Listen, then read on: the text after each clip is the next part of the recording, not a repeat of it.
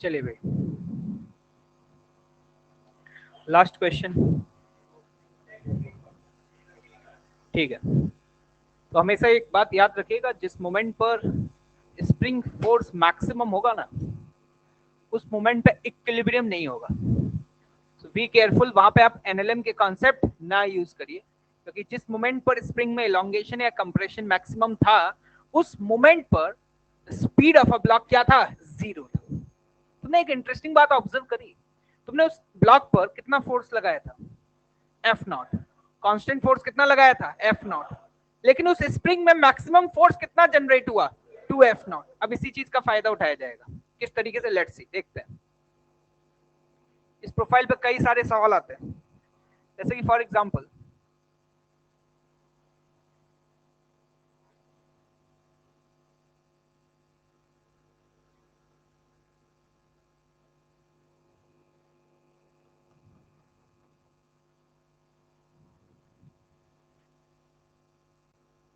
एक 10 kg का block जो कि एक हॉरिजॉन्टल सरफेस पर रखा हुआ है और एक स्प्रिंग से कनेक्टेड है। क्या सभी को दिखाई दे रहा है? यहाँ पर स्प्रिंग से इधर एक स्ट्रिंग पर m मास का एक ब्लॉक हैंग किया गया है। आपसे पूछा जा रहा है इस m मास का मिनिमम मास क्या होना चाहिए, मतलब कम से come on the right hand side कितना मास हैंग कर दें सो दैट ये 10 kg का block just leave from the contact. Question लिखिएगा, find minimum value of m so that the block of mass 10 kg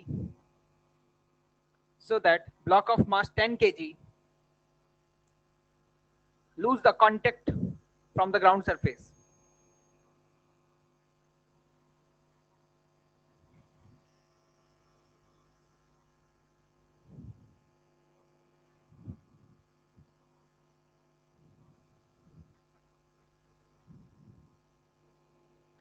मुझे लगता है बिना पेन चलाए आंसर तो पता चल ही गया होगा। तुम्हें समझ में आ रहा होगा कि तुम्हें यहाँ पर इस ब्लॉक को उठाने के लिए, इस वाले ब्लॉक को उठाने के लिए कम से कम कितना फोर्स चाहिए? 100 न्यूटन।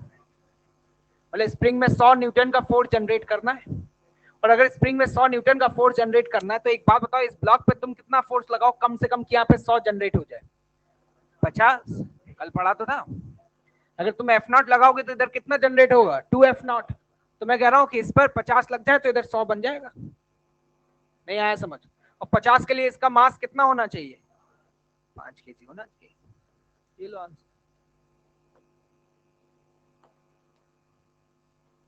नहीं समझ आया? यहाँ पर अगर बिल्कुल बेसिक तरीके से अप्रोच करूं, है ना, तो स्टैंडर्ड जो मेथड है वो क्या होगा वो सुनो।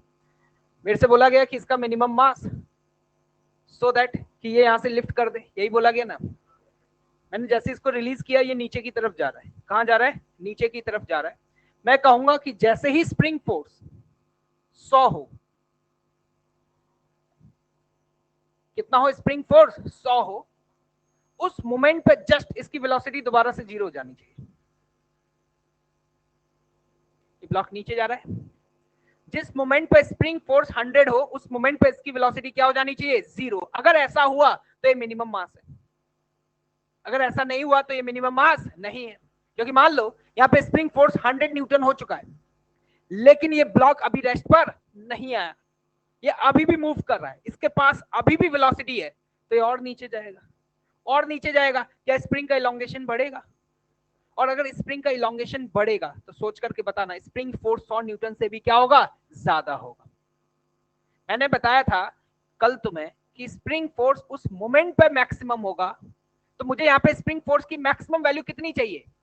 100 से तो ज्यादा नहीं चाहिए ना। तो मैं कहूंगा कि जिस मोमेंट पे स्प्रिंग फोर्स मैक्सिमम हो ना, उस मोमेंट पे इस ब्लॉक को क्या कर दो? रेस्ट पे ले आओ। नहीं आया? क्या मैं यहाँ पर ये कह सकता हूँ कि मान लो x0 नीचे आ गया तो ये k x0 की वैल्यू 100 होनी चाहिए? Equation number 1। मैं लगाता हूँ वर्क एनर्जी थ्योरम, इस पूरे सिस्टम पे लगा दूं क्या? Work energy theorem. तो एक बात बताना, किसका वर्क हुआ है? ग्रेविटी का वर्क हुआ है और स्प्रिंग का वर्क हुआ है। ग्रेविटी का वर्क हुआ है और स्प्रिंग का वर्क हुआ है। If I will ask you कि ग्रेविटी का वर्क कितना होगा, आप कहोगे mgh, h की वैल्यू x0। किसी को कोई तकलीफ? पॉजिटिव लिखा है। क्या लिखा है? पॉजिटिव। क्यों लिखा है समझ आ गया?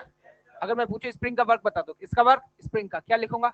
K/2 x इनिशियल, स्प्रिंग अपनी क्या थी? Natural length. ठीक, फाइनल x0 का स्क्वायर बराबर चेंज इन काइनेटिक एनर्जी। मुझे जल्दी से बताना, क्या ये ब्लॉक कभी मूव किया? क्या ये तो हमेशा ही रेस्ट पर है, तो 10 kg में देयर इज नो चेंज। इसकी बात कर लेते हैं। इनिशियल स्पीड क्या थी? Final speed. What about the change in kinetic energy? क्या मैं यहाँ पे इस चेंज इन काइनेटिक एनर्जी को 0 लिख दूं? कोई तकलीफ? तो जरा ऑब्जर्व करिएगा, यहाँ से ये x0 उधर चला जाएगा, कैंसिल आउट हो जाएगा, तो यहाँ से वैल्यू आएगी mg इज इक्वल टू कितनी?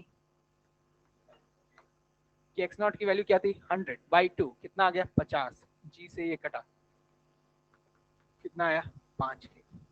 मुद्दे की बात समझिएगा, जब भी ऐसे सवाल आते हैं जहां पर आपसे मिनिमम मास, मिनिमम फोर्स, ये सब पूछा जाए, don't use the concept of NLM, don't use the concept of equilibrium. लोग कहते हैं कि 100 न्यूटन चाहिए तो यहाँ पर 10 केजी का हैंग कर दो। अगर एनएलएम से सोचोगे, किससे सोचोगे? एनएलएम से। तो मैंने कहा कि यार यहाँ 10 केजी का है, इसको लिफ्ट करना है, तो बताओ यहाँ पर कितना मास हैंग कर दें? तो पहला आंसर यही निकलेगा, 10 केजी कर दो। ठीक है, लेकिन हमसे अगर मिनिमम पूछा जाए, क्या पूछा जाए? मिनिमम, तो हमेशा याद रखना कि वहां पे आप इक्विलिब्रियम के कॉन्सेप्ट यूज नहीं करेंगे, क्योंकि वहां पर जहां पर ये स्प्रिंग फोर्स मैक्सिमम होगा, उस मोमेंट पर ये ब्लॉक इक्विलिब्रियम में नहीं होगा, उस मोमेंट पर इसकी वेलोसिटी क्या होगी? 0 होगी। नहीं आया समझ? ये तो एक सिंपल सा प्रोफाइल था जिसमें तुम्हें आंसर डायरेक्टली दिख रहा था कि 5 केजी आ जाएगा। कितना आ जाएगा? 5 केजी आ जाएगा। लेकिन मैं तुम्हें एक कॉन्सेप्ट बताना चाह रहा हूँ, उस कॉन्सेप्ट को समझ लो। कॉन्सेप्ट यही है कि जहां पे, जिस मोमेंट पे स्प्रिंग फोर्स मैक्सिमम होता है, वहां पे इक्विलिब्रियम होता है या ब्लॉक की स्पीड 0 होती है। क्लियर है बात? ठीक है, तो देखना अगला सवाल, फिर इसको नोट करिए।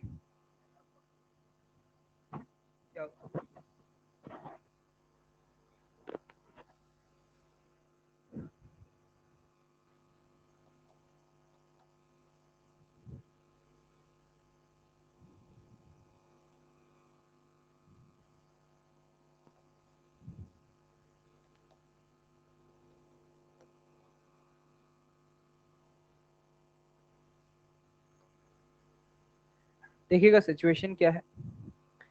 अभी स्प्रिंग अपनी नेचुरल लेंथ में है, एक 2 kg का ब्लॉक इंक्लाइंड सरफेस पर रखा गया, लेकिन ये जो इंक्लाइंड सरफेस है वो रफ है। क्या है? रफ है। कोएफिशिएंट ऑफ फ्रिक्शन की वैल्यू 0.5 दी हुई है। एंगल ऑफ इंक्लिनेशन आपको दिखाई दे रहा होगा 37 डिग्री। कितना है? 37 डिग्री। ठीक, हमने क्या किया, इस स्प्रिंग के दूसरे एंड पर यहाँ पर एक ब्लॉक को हैंग किया है। सवाल आपसे ये पूछा जा रहा है कि इस ब्लॉक का मिनिमम मास क्या होना चाहिए, सो दैट ये वाला जो ब्लॉक है, इसको ब्लॉक ए बोल देते हैं, जो कि 2 kg का है, ये block up the inclined plane move करना शुरू करे। ठीक है, क्वेश्चन लिखिएगा, find the minimum value of m, find the minimum value of m so that block A move up the inclined surface, so that block A move up the inclined surface.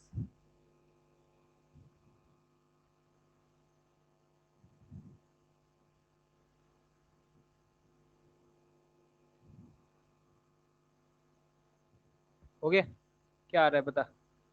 हाँ,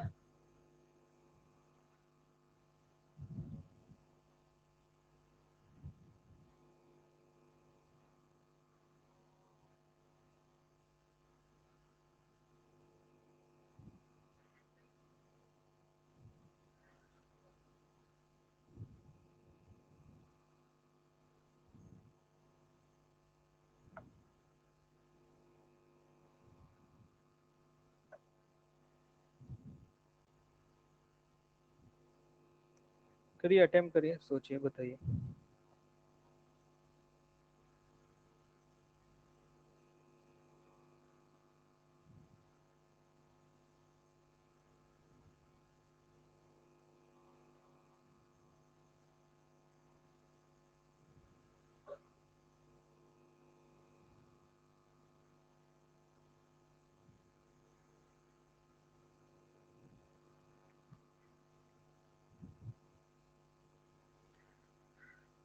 अच्छा एक बात बताना मुझे, अगर मैं ये सवाल आपसे पूछूं कि यहाँ पे मुझे कम से कम मिनिमम कितना फोर्स रिक्वायर्ड होगा to move the block up the incline, तो तुम्हें समझ आ रहा होगा, एक तो इस पर इधर लग रहा होगा mg sin थीटा, तो ये हो गया 2g sin 37, जो कि कितना आ गया 12, सही है क्या?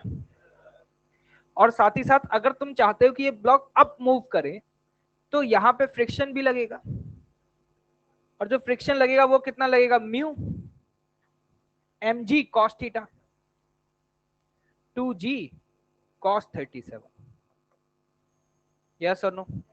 मेरे हिसाब से ये वैल्यू 8 आ गई, कितनी आ गई 8।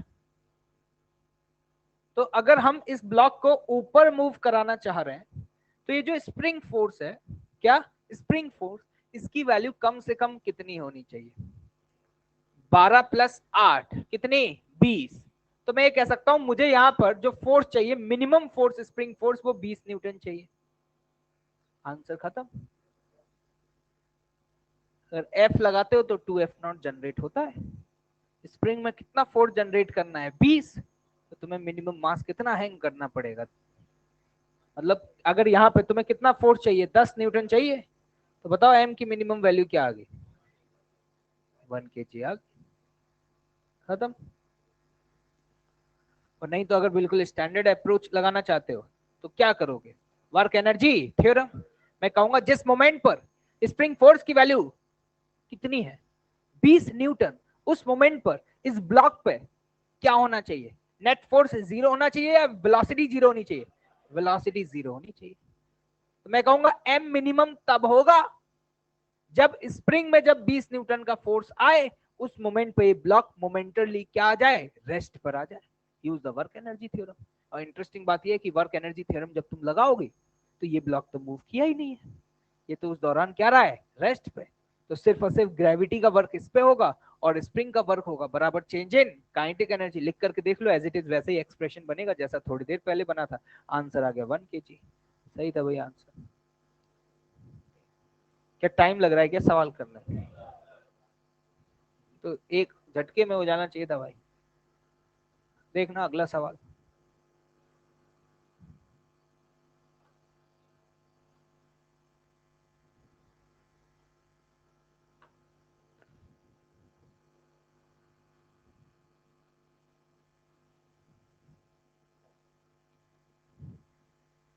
अभी स्प्रिंग अपनी नेचुरल लेंथ में है, नीचे वाली सरफेस रफ है, कोफिशिएंट ऑफ फ्रिक्शन की वैल्यू म्यू दी हुई है। क्या दी हुई है, म्यू। ठीक, स्प्रिंग अपनी नेचुरल लेंथ में थी। अभी क्या हुआ, आपने इस बॉडी के ऊपर फोर्स लगाना स्टार्ट किया। क्या लगाना स्टार्ट किया, फोर्स। आपने इस बॉडी पे फोर्स लगाना स्टार्ट किया, इस फोर्स का मैग्नीट्यूड बढ़ाते चले जा रहे हैं। तो आपसे बोला जा रहा है, सवाल सुनिएगा, find the minimum value of F, find the minimum value of F to move a block of mass m1. Find the minimum value of F to move the block of mass m1.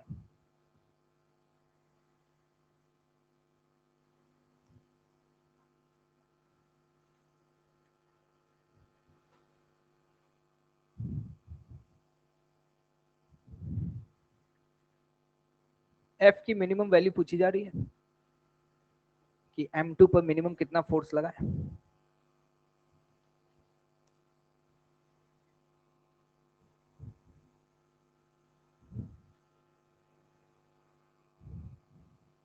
सोचो जल्दी फटाफट, quick.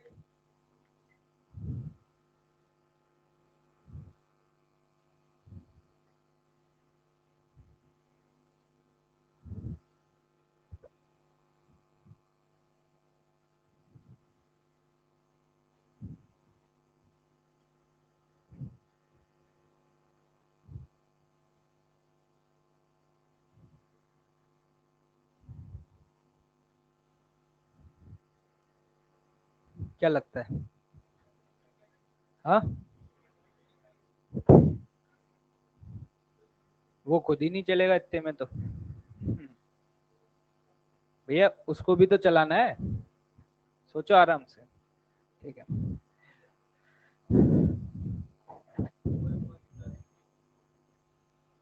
चलिए let's see देखते हैं, ठीक है। बिल्कुल fundamental तरीके से सोचो, ठीक है, कि क्या हो रहा है, तभी आंसर तक पहुंच पाओगे। मुझे एक बात बताओ, एक बात बस ये बताना कि कम से कम यहां लगने वाला जो स्प्रिंग फोर्स है kx, उसकी वैल्यू क्या होनी चाहिए सो दैट कि ये ब्लॉक मूव करना शुरू कर दे। क्या मैं कह सकता हूं limiting value mu m1 into G, yes और नो? ये बताओ। मैं ये कह सकता हूं यहां पर यार अगर स्प्रिंग फोर्स म्यू m1 जी के बराबर हो गया तो ये ब्लॉक चलने लग जाएगा, लेकिन मुझसे स्प्रिंग फोर्स थोड़ी ना पूछा है, मुझसे पूछा है इसके बारे में। तो मैं ये कह सकता हूं वो मोमेंट, सुनना ध्यान से, वो मोमेंट जिस मोमेंट पर स्प्रिंग फोर्स इसके बराबर हो, वो मोमेंट वो होना चाहिए कि ये स्प्रिंग का मैक्सिमम इलोंगेशन हो।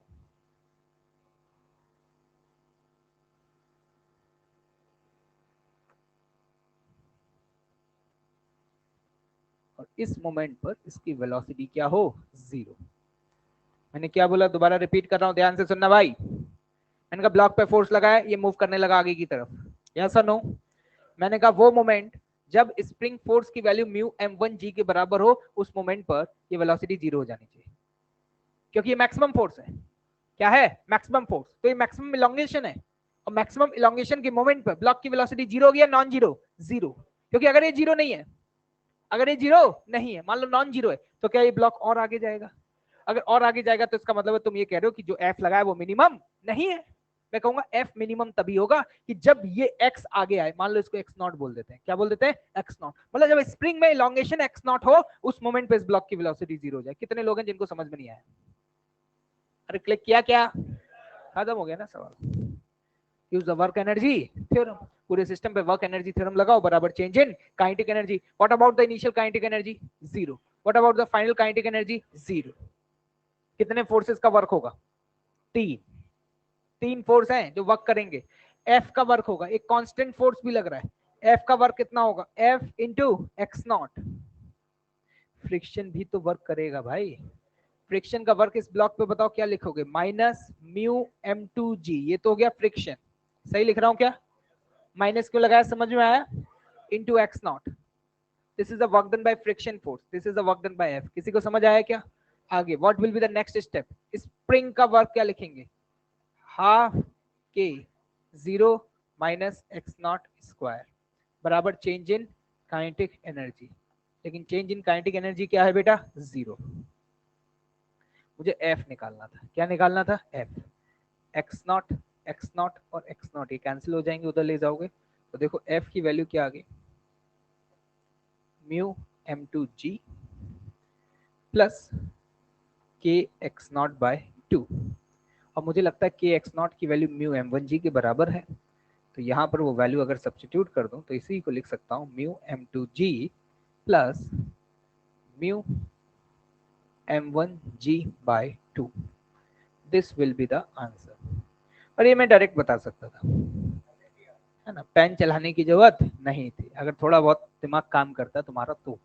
एक बात बताना, इस ब्लॉक को चलाने के लिए कितना चाहिए था कम से कम फोर्स? इतना तो चाहिए ना, म्यू एन। अब इसको चलाने के लिए म्यू एन चाहिए या नहीं चाहिए? तो ऐसे क्या देख रहे हो, नहीं आया समझ में? ठीक, इसको चलाने के लिए इतना चाहिए, तो इसका मतलब है कि स्प्रिंग में इतना फोर्स जनरेट करना है, तो यहां पर उसका आधा ही तो जनरेट करना पड़ेगा। ये रहा आधा उसका, जितनी जरूरत है उसका आधा, ये लिखा है। और खुद को चलाने के लिए इतना चाहिए था, तो इन दोनों का समीशन ये क्या आ गया? F minimum. This is a minimum force which is required to move the block. कैसे भी सोच लो, जो क्लिक कर जाए वैसे बता दो। कॉन्सेप्ट बेसिक फंडा ये है, और ये बेसिक फंडा तुम्हें समझ में आना चाहिए कि जब इलोंगेशन मैक्सिमम होगा, इलोंगेशन मैक्सिमम वो होगा जब ये फोर्स की वैल्यू इसके बराबर हो जाएगी जिस पे तुमने कंडीशन लगाया है, ठीक है। उस मोमेंट पर उसकी वेलोसिटी क्या होनी चाहिए? जीरो। एनएलएम का कॉन्सेप्ट नहीं लगेगा। एनएलएम का कॉन्सेप्ट लगाते तो तुम्हारा आंसर क्या आता? ये भी प्लस होता और यहाँ पे 2 नहीं आता। क्या नहीं आता? 2। क्योंकि हम यहाँ पर उस मोमेंट पे वेलोसिटी जीरो करते हैं, फोर्स जीरो करते हैं? फोर्स जीरो करते हैं, अच्छा, वेलोसिटी जीरो करते हैं एनएलएम में। तो याद रखिएगा कभी भी इस प्रोफाइल के क्वेश्चंस आए तो ऐसे ही डील करना है, ठीक है भाई? चलिए, क्या maximum force for what? Maximum force कितना लगाएं कि ये सवाल क्या हुआ, इलॉजिकल हो गया क्या? मैक्सिमम फोर्स कितना लगाएं कि ना चले क्या? स्लैक स्प्रिंग काय को स्लैक करने लग गई? सोचो बेटा आराम से, ठीक है, सवाल बनाना। स्लैक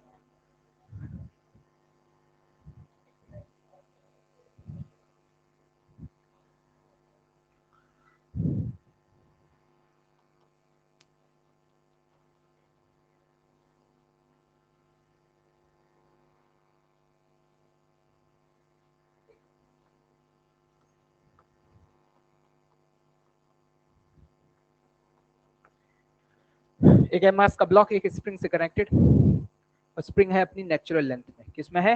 नेचुरल लेंथ में, ठीक। यहां से हमने इसे रेस्ट से रिलीज कर दिया। किससे रिलीज कर दिया? रेस्ट से रिलीज कर दिया। जैसे ही इसको रिलीज किया, क्या होगा इस ब्लॉक के साथ? ये नीचे जाएगा। कहां जाएगा? नीचे जाएगा, है ना। Find A part, elongation in a spring, कब? At mean position. आंसर तुम लिखते जाना, क्वेश्चन मत लिखना, ठीक। B part,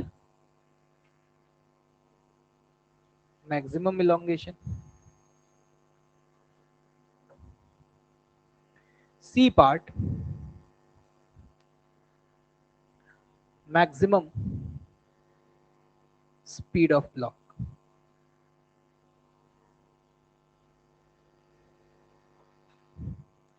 elongation in a spring at mean position, maximum elongation। Question समझ आया क्या? दोबारा रिपीट करूं?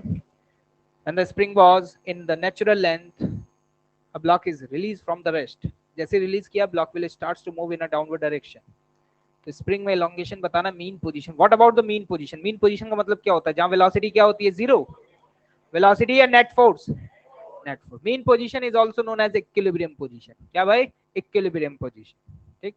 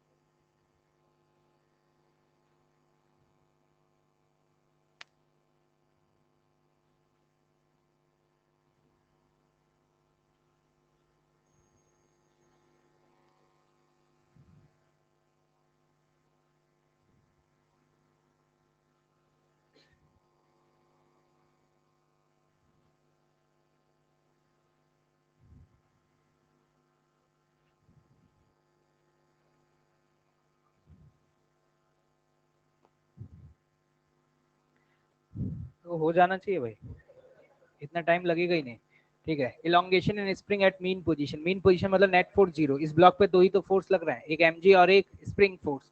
तो देखना भाई, ए पार्ट में अपन लोग डायरेक्टली बोलेंगे उस मोमेंट पर इस ब्लॉक के ऊपर, और नीचे क्या है? M g. ये बराबर होने चाहिए। यहाँ पे एम जी बराबर क्या लिखा? के एक्स नॉट। मेरे हिसाब से x नॉट की वैल्यू क्या आ गई, mg/k। कोई तकलीफ नहीं, that was the A part. B part, maximum elongation. Elongation maximum तब होगा जिस मोमेंट पे उसकी वेलोसिटी क्या होगी, जीरो। तो use the concept of NLM या work energy theorem, work energy theorem, maximum elongation. ठीक है, तो मैं ये कहूंगा कि work done by spring plus work done by gravity, spring का वर्क प्लस ग्रेविटी का वर्क, और ये बराबर किसके होना चाहिए, चेंज इन काइनेटिक एनर्जी। एक बात बताओ, इनिशियल रेस्ट से रिलीज किया है और जिस मोमेंट पर इलोंगेशन मैक्सिमम है उस मोमेंट पे स्पीड क्या होनी चाहिए, जीरो। क्योंकि अगर जीरो नहीं है तो वो इलोंगेशन मैक्सिमम नहीं है और नीचे जाएगा, तब तक जाएगा जब तक कि उसकी स्पीड जीरो नहीं हो जाती। तो गारंटी है कि what about the change in kinetic energy, zero. नहीं आया समझ? और यहां से देख करके समझ आ रहा है कि work done by spring force क्या लिखोगे, हाफ के x initial, this is a work done by spring force. इसको एक्स नॉट मत लिखो, है ना, एक्स ही लिख लो। और ग्रेविटी का वर्क क्या होगा, m g into x not बराबर क्या कर दिया, जीरो। तो यहाँ से मुझे लगता है x की वैल्यू कितनी आ गई होगी, 2mg/k। हाँ बिल्कुल ठीक है, वो वैल्यू कितनी आ गई होगी, 2mg/k। ठीक, मैक्सिमम स्पीड। ये सवाल मैं एक्चुअली कल करा चुका हूँ, अगर तुम ध्यान से देखो तो ये जो कल तुम्हें एक सवाल कराया था कि ये एक सिस्टम था स्प्रिंग ब्लॉक और इस पे हॉरिजॉन्टल डायरेक्शन में एक फोर्स लग रहा था F0, याद आ रहा है? यहाँ भी ऐसा ही है, बस वो F0 की वैल्यू क्या है, mg है। वो कांस्टेंट फोर्स जिसको तुम F0 बोल रहे थे हॉरिजॉन्टल प्लेन में, वो वर्टिकल प्लेन में क्या है, mg है। तो सेम वही क्वेश्चन तो है। तो तुम ऑब्जर्व करना कि मैं अगर मीन पोजीशन की बात करूं, किसकी बात करूं, मीन पोजीशन, तो मीन पोजीशन यहां से कितना डिस्टेंस नीचे होगा, अभी तुमने निकाला mg/k, यस और नो। और जो मैक्सिमम इलोंगेशन निकाला वो कितना आ रहा है, 2mg/k। तो यहां से तुम्हें समझ में आ रहा है वो और इतना ही डिस्टेंस नीचे और चला गया, टोटल 2mg/k है, तो ये डिस्टेंस कितना हो गया, mg/k। और इस मोमेंट पर उसकी वेलोसिटी क्या है, जीरो। अगर तुम ध्यान से देखो तो ये रहा मीन पोजीशन, जब ये मूव कर रहा है, क्या कर रहा है, मूव कर रहा है, तो इस पे एक स्प्रिंग फोर्स लग रहा है और एक ग्रेविटेशनल फोर्स लग रहा है। यहाँ पर ऐसा कोई भी फोर्स नहीं है जो नॉन कंजर्वेटिव। नॉन कंजर्वेटिव मतलब जिससे एनर्जी का क्या हो, लॉस हो। Gravitational force conservative, spring force conservative. तो यहां पर अगर ये मीन पोजीशन है, ये क्या है, मीन पोजीशन, तो मीन पोजीशन से जितना ऊपर जाएगा उतना नीचे जाएगा। तो हम यहां पर ये कह सकते हैं ये इस तरीके से ऑक्सीलेट कर रहा होगा, टू एंड फ्रो मोशन। कैसा मोशन, टू एंड फ्रो। देखो इस सिचुएशन में और एनएलएम में जो सिचुएशन पड़ी थी ना उसमें डिफरेंस है। एनएलएम में जो हमने सिचुएशन पढ़ी थी वो पढ़ी थी स्प्रिंग की स्टैटिक कंडीशन।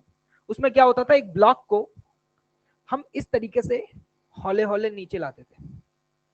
जब हौले हौले नीचे लेकर के आओगे ना, तो जैसे वो मीन पोजीशन पे पहुंचेगा उसके बाद जैसे तुम हाथ छोड़ दोगे वो वहीं पे रहेगा। ठीक है, आज सिचुएशन अलग है। आज की सिचुएशन क्या है कि ये जब अपनी एनएलपी पे था एकदम से जमीन खिसक गई, एकदम से जमीन खिसक गई। तो आज अगर तुम ये सोच रहे हो कि वो मीन पोजीशन पे आने के बाद रेस्ट पे आ जाएगा, तो वो संभव नहीं है, क्योंकि जब वो मीन पोजीशन पे पहुंचेगा तो उसके पास वेलोसिटी का इनर्शिया होगा। तो वेलोसिटी होगी, फोर्स जीरो है लेकिन वेलोसिटी है, तो वो और भी फर्दर मूव करेगा। तो जैसे कि तुम यहां पे ऑब्जर्व करो कि ये वो पॉइंट है जहां पे ऊपर वाला फोर्स और नीचे वाला फोर्स बराबर है। ऊपर वाला फोर्स और नीचे वाला फोर्स क्या है, बराबर। ये वही पॉइंट तो है। अरे यार सुनो, इससे ऊपर वाली कंडीशन में अगर मैं बात करूं ऊपर, तो मैं यहाँ पे बोलूंगा कि जो स्प्रिंग फोर्स था वो क्या था, mg से कम था, और इसके नीचे जो स्प्रिंग फोर्स है वो mg से क्या है, ज्यादा। क्योंकि देखो ग्रेविटेशनल फोर्स तो थ्रू आउट द मोशन हमेशा कांस्टेंट है। अरे यस और नो, mg कांस्टेंट, ऊपर लग रहा है स्प्रिंग फोर्स, ऊपर क्या लग रहा है, स्प्रिंग फोर्स। जैसे जैसे नीचे जाएगा क्या स्प्रिंग फोर्स बढ़ता चला जाएगा, तो यहां से यहां वो एक्सेलरेट करेगा और यहां से यहां वो क्या करेगा, रिटार्ड करेगा। क्या करेगा, रिटार्ड करेगा। जब वो अपनी मीन पोजीशन पे पहुंचेगा तो फोर्स जीरो है, लेकिन आज उसके पास क्या है, वेलोसिटी। और इंटरेस्टिंग बात है, पता है ये वेलोसिटी क्या होगी, मैक्सिमम होगी। तो इस वेलोसिटी के इनर्शिया की वजह से नीचे जाएगा और जब इलोंगेशन मैक्सिमम है तब वेलोसिटी 0 है, लेकिन अभी फोर्स 0 नहीं है, अभी एक्सेलरेशन है, तो वापस लौट करके ऊपर जाएगा और इस तरीके से मूव करता रहेगा। इंटरेस्टिंग बात, अगर सिर्फ और सिर्फ कंजर्वेटिव फोर्सेस किसी सिस्टम के ऊपर लग रहे हैं, मतलब एनर्जी का लॉस नहीं हो रहा। सर एनर्जी का लॉस कब होगा? मान लो यहाँ एयर ड्रैग होता, क्या होता? एयर ड्रैग होता, फ्रिक्शन होता, उस केस में सिस्टम की एनर्जी क्या होती है? लॉस होती है। मान लो हमारी डे टू डे लाइफ में जो हम फोर्सेस से डील करते हैं, मान लो फ्रिक्शन नहीं है, मान लो फ्रिक्शन नहीं है, तो उस केस में अपन लोग ये बोल सकते हैं कि जब ये ब्लॉक मूव कर रहा होगा तो अपने मीन पोजीशन से जितना ऊपर जाएगा, मीन पोजीशन से उतना ही नीचे जाएगा, और इसे बोला जाता है एम्पलीट्यूड। क्या बोला जाता है? एम्पलीट्यूड। मीन पोजीशन पे वेलोसिटी मैक्सिमम होगी, एसएचएम कर रहा है। क्या कर रहा है? एसएचएम कर रहा है। आगे जाकर के बहुत डिटेल में पढ़ रहे होंगे। मैक्सिमम स्पीड निकालनी है तो तरीका ये है कि यहां से यहां तक लगा दो वर्क एनर्जी थ्योरम। क्या लगा दो? Work energy theorem. तुम्हारे पास मैक्सिमम स्पीड आ जाएगी। और अगर थोड़ा बहुत समझदार हो और थोड़ा बहुत एसएचएम की नॉलेज रखते हो तो मैं बता दूं कि मैक्सिमम स्पीड होती है A omega, where A is the amplitude and omega is the angular frequency. तो मैं डायरेक्टली भी यहां पे लिख सकता हूं, अगर तुमने मैक्सिमम पूछा तो ए एम्पलीट्यूड होगा। What is the amplitude? Extreme, जहां वेलोसिटी 0 होती है और जहां एक्सेलरेशन 0 होता है, इन दो पॉइंट के बीच का जो गैप है इसे एम्पलीट्यूड बोलते हैं। इसे क्या बोलते हैं? एम्पलीट्यूड। अरे बोल सकता हूं, वी और ए दोनों एक ही साथ 0 होते हैं क्या? जहां v 0 है वहां a 0 नहीं है, जहां a 0 है वहां v 0 नहीं है, इसलिए तो ये ऑक्सीलेट कर रहा है। इसलिए तो ये क्या कर रहा है? ऑक्सीलेट कर रहा है। तो जरा ध्यान से देखना, v max की वैल्यू मैं डायरेक्टली भी लिख सकता हूं, a is the amplitude। Can you tell me the amplitude कितना होगा? पक्का? तो मैंने कहा mg/k into omega. Omega is angular frequency. थोड़े बहुत पढ़े लिखे हो तो याद हो सकता है शायद कि एंगुलर फ्रीक्वेंसी होती है स्क्वायर रूट ऑफ k/m। नहीं पढ़ा हो तो छोड़ देना, कोई समस्या की बात नहीं है। तो यहां से तुम्हारे पास ये वैल्यू आ जाएगी निकल करके g into square root of m divided by k।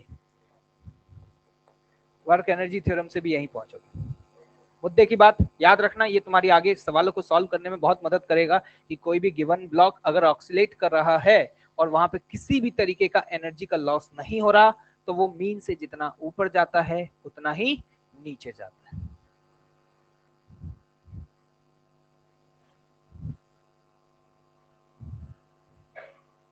यहां से यहां स्पीड अप होगा, फिर इसके बाद क्या होगा? स्पीड डाउन होगा। आया भाई समझ में कुछ?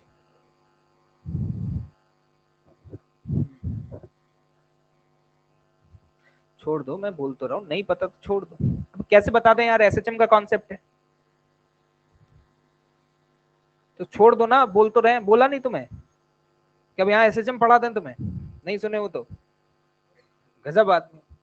भाई मैं तो ये बोला कि अगर थोड़े पढ़े लिखे हो, मेरा स्टेटमेंट तो सुन लिया करो।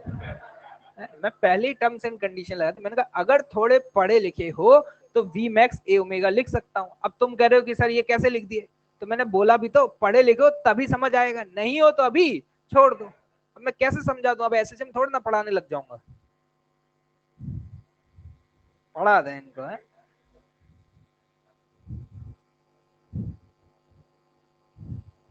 आगे बढ़े भाई, हवा लगी क्या? ठीक है।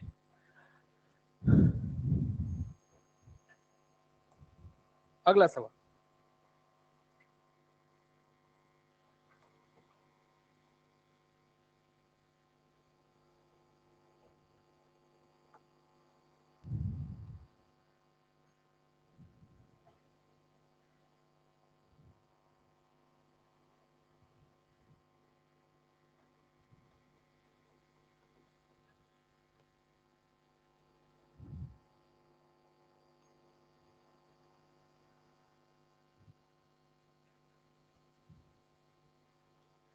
ब्लॉक ए का मास m और ब्लॉक बी का मास क्या है? 2m। ठीक है, 2m मास का ब्लॉक ग्राउंड सरफेस पे रेस्ट पर है। ठीक है, मतलब दोनों ही रेस्ट पर है। तुम्हें ये तो फील आ ही रहा होगा कि इस समय ये स्प्रिंग कंप्रेस्ड होगी। क्या ये फील आ गई है? ठीक है, मैंने क्या बोला समझ में आया? ठीक है, अभी मैं अगर पूछूं कितना कंप्रेस्ड होगी बता पाओगे? मतलब ये कितना कंप्रेस्ड होगी, तो तुम्हें समझ में आ रहा होगा कि अगर मान लो ये इसका नेचुरल लेंथ होता, कितना होता नेचुरल लेंथ, ये ब्लॉक रेस्ट पर है तो इस पर नेट फोर्स क्या है? 0। तो ऊपर वाला बराबर नीचे वाला, ऊपर लगेगा स्प्रिंग फोर्स नीचे लगेगा mg। तो देख करके शायद समझ में आ रहा हो कि इस समय जो इसमें कंप्रेशन आएगा अगर वो x का है तो उस x की वैल्यू क्या होगी? mg/k। यस और नो? अब हमने यहां पर इस गिवन ब्लॉक को यहां से फर्दर कंप्रेस किया। क्या किया? फर्दर कंप्रेस किया, ऐसे किया और फिर छोड़ दिया। क्या होगा? क्या ये ब्लॉक एकदम से ऊपर की तरफ जाएगा? पक्का भाई? ठीक है, तो ये ब्लॉक एकदम से ऊपर जा रहा है, जान दो, चलन दो। हमसे ये पूछा जा रहा है find the minimum compression in the spring so that find the minimum compression in the spring so that block of mass 2m lose the contact from the surface, lose the contact from the surface.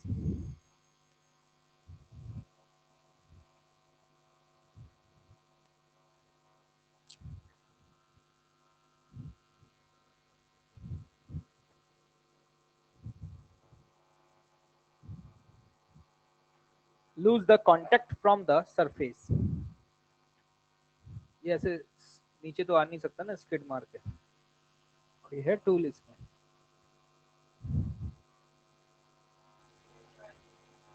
Three mg/k। अच्छा,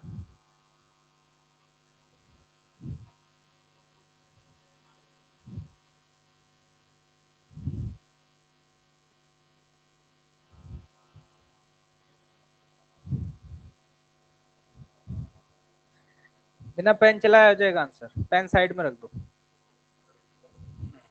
style तो ऐसे मार रहे हैं हालाय, मतलब समझ में ये भी नहीं आ रहा कि हो क्या रहा है।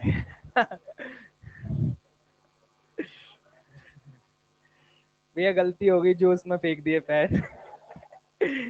गलती से हो गया भैया, गलती से। जवान से लिप मार गई है। चलो बढ़िया बढ़िया, सोचो। चलिए समय समाप्त। मुझे एक बात बताइएगा, मैं इस डायग्राम को फिर से बना देता हूँ थोड़ा सा इधर।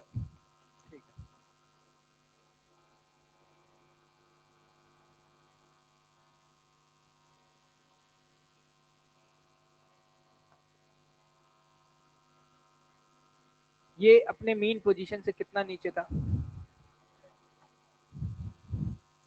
अरे यस और नो? मुझे एक बात बताओ, अगर इस 2m को लिफ्ट करना है, क्या करना है? लिफ्ट करना है, तो यहां पर जो स्प्रिंग फोर्स ऊपर की दिशा में लगेगा, क्या उसकी वैल्यू 2mg के बराबर होनी चाहिए? क्या मैं कह सकता हूं स्प्रिंग में जो इलोंगेशन चाहिए, क्या हमें 2mg/k चाहिए? पहले बताओ, समझ में आया क्या? मतलब इलोंगेशन का मतलब है कि ये अपने एनएलपी से कितना ऊपर जाना चाहिए। अबे एनएलपी से जब ऊपर जाएगा तभी तो इलोंगेशन आएगा। कितना ऊपर जाना चाहिए? 2mg/k। मतलब मैं कह सकता हूं अगर ये ब्लॉक अपने एनएलपी से 2mg/k ऊपर पहुंच जाए, और हम कह सकते हैं उस मोमेंट पे पहुंच करके इस गिवन ब्लॉक की जस्ट वेलोसिटी क्या हो जाए? 0, हमारा काम हो जाएगा। हमारे जीवन का मकसद क्या है? इस 2m ब्लॉक को यहां से उठाना, यस और नो? और ये 2m ब्लॉक तभी उठेगा जब इस पे लगने वाला फोर्स ऊपर की दिशा में 2mg के बराबर हो। अब वो कौन लगाएगा? स्प्रिंग। तो अपन कह सकते हैं स्प्रिंग में लॉन्गेशन अगर 2mg/k आ गया, हमारा काम हो जाएगा। अब ये ब्लॉक यहां पर है, मैंने इसको कंप्रेस किया। क्या किया? कंप्रेस किया और नीचे ले जाकर के किसी एक मोमेंट से छोड़ दिया। इस मोमेंट से छोड़ा, उस मोमेंट पे इसकी स्पीड क्या रही होगी? 0। क्या मैं ये कह सकता हूं ये इस गिवन ब्लॉक की मीन पोजीशन है? सिर्फ इसको देखो, इसको भूल जाओ, क्योंकि ये तो रेस्ट पर है। ये तो क्या है? रेस्ट पर है, इसको भूल जाओ। ये मान लो नीचे स्प्रिंग फिक्स है, नीचे स्प्रिंग क्या है? फिक्स। मुझे एक बात बताना, क्या कोई भी गिवन ब्लॉक अपने मीन पोजीशन से जितना ऊपर जाएगा, क्या उतना ही नीचे जाएगा? एक बात बताना, इसको अगर उस टच कराना है तो यहां से मीन पोजीशन से कितना ऊपर भेजना पड़ेगा? 3mg/k। अरे यार सनु, तो बताना इसको कितना कंप्रेस करना पड़ेगा? अगर मैं x की वैल्यू पूछूं तो मैं कहूंगा ये वैल्यू भी क्या आनी चाहिए? 3mg/k। मतलब इसको अपने मीन पोजीशन से 3mg/k कंप्रेस कर दो। तो सवाल आपसे ये पूछा गया, मान लो मैक्सिमम कंप्रेशन कितना है, तो मैक्सिमम कंप्रेशन 3mg/k नहीं है, क्योंकि कंप्रेशन या इलोंगेशन जो मेजर होता है वो विद रिस्पेक्ट टू कहां से होता है? एनएलपी या मीन पोजीशन? एनएलपी। देखो एनएलपी एक अलग चीज होती है, मीन पोजीशन एक अलग चीज होती है, डिफरेंस समझ में आता है। एनएलपी वो पोजीशन होती है जो नेचुरल लेंथ है। तो यहां से मैं बोलूंगा कि इसको कितना कंप्रेस करना पड़ेगा, 3 mg/k। कितना? 3 mg/k, क्योंकि जब 3 mg/k कंप्रेस करके छोड़ोगे तो यहां से जितना नीचे गया उतना ही ऊपर चला जाएगा, कि अपना काम हो जाएगा। ठीक है, तो एक बात बताना, अगर यहां से हमने 3 mg/k किया तो स्प्रिंग में मैक्सिमम कंप्रेशन कितना है? तो कंप्रेशन की बात की जाएगी तो एनएलपी से मैक्सिमम कितना नीचे आया, दैट इज व्हाट, 4 mg/k। तो ये कहूंगा ये है इसका मैक्सिमम कंप्रेशन। और अगर ये मैक्सिमम कंप्रेशन है तो अगर मैं आपसे पूछूं मैक्सिमम इलॉन्गेशन, मैक्सिमम इलॉन्गेशन कितना है? मैक्सिमम इलॉन्गेशन नालायक को एनएलपी से देखोगे कितना है, 2 mg/k है। एनएलपी से 2 mg/k ऊपर गया और एनएलपी से 4 mg/k नीचे गया। एनएलपी से जितना ऊपर गया उतना नीचे नहीं जाता है। ऐसा तो कहां से होता है? मीन पोजीशन से होता है। तो मीन पोजीशन एनएलपी से ऑलरेडी mg/k क्या है, नीचे है। तो एनएलपी सॉरी मीन पोजीशन से 3 mg/k ऊपर, 3 mg/k नीचे। नोट कर लो।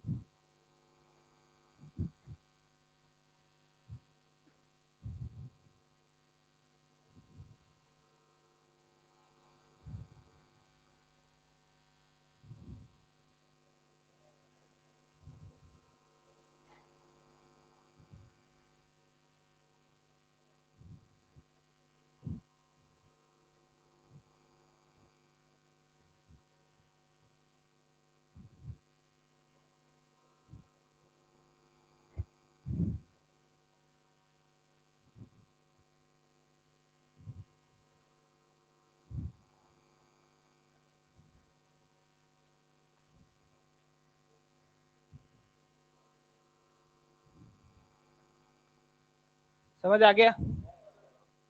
बहुत सारे अलग अलग प्रोफाइल के सवाल पूछे जा सकते हैं, लेकिन कॉन्सेप्ट मुझे उम्मीद है कि समझ आ गया होगा। जबरदस्ती का दिमाग लगाने की जरूरत नहीं है। ठीक है, चलिए आगे बढ़ते हैं।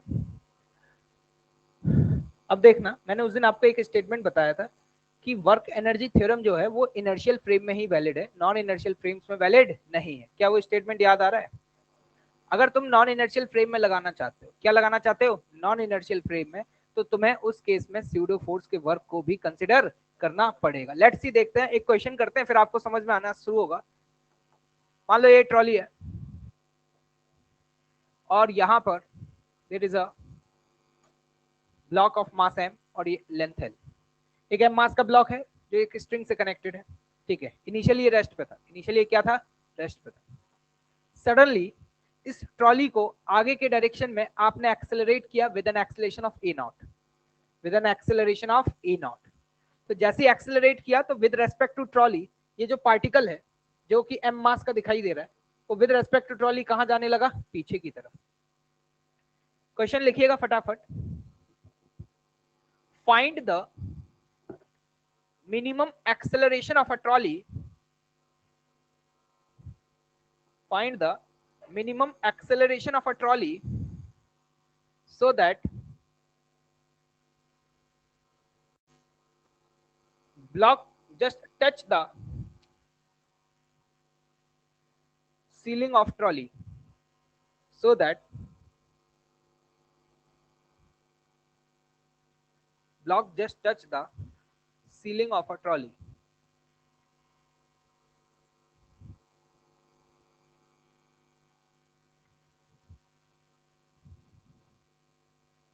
क्वेश्चन समझ आया?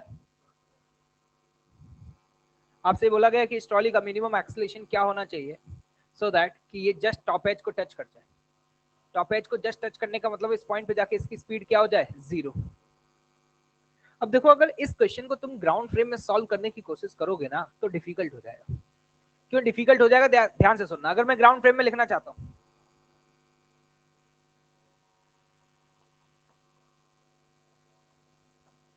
किस फ्रेम में, ग्राउंड फ्रेम में, तो बताना इसके ऊपर कितने फोर्स लग रहे हैं।